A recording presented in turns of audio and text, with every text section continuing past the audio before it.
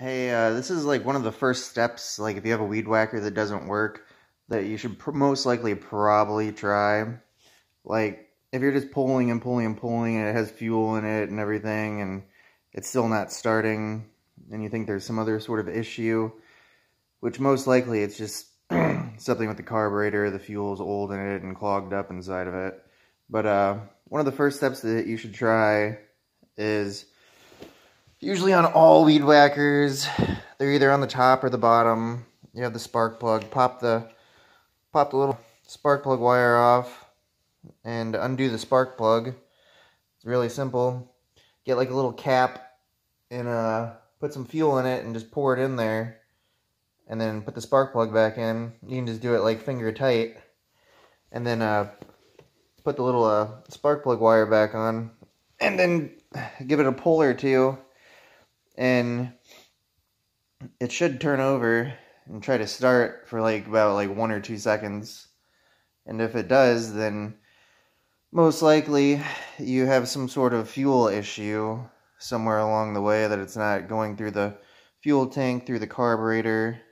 They're really simple designs. Like most of the problems times are the little I forgot what they're called, like the little what the fuck are they called? The thing that runs on the magnets. There's like a magnet in there that runs on a flywheel, and it sparks off of that. I don't know if I got one sitting around here or not.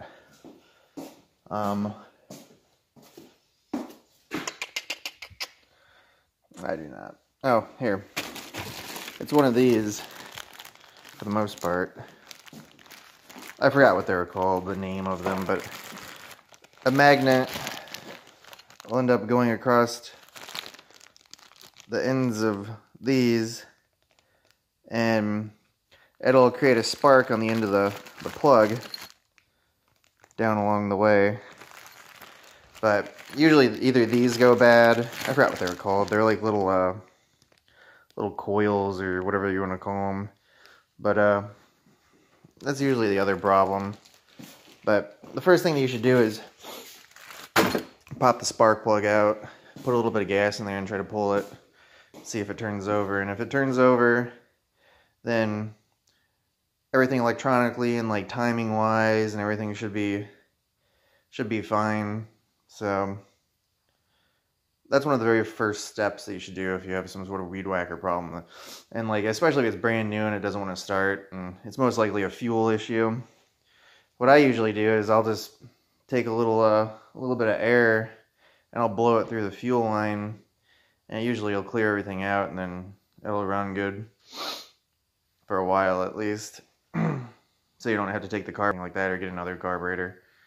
The odds of the carburetor going bad are pretty slim to none, but it does happen frequently. Little diaphragms inside of them get eaten up by the gas, and you get a hole in it, and then it should still run, though, if the gas is going through it, theoretically. But that's one of the first steps that you should do, I think.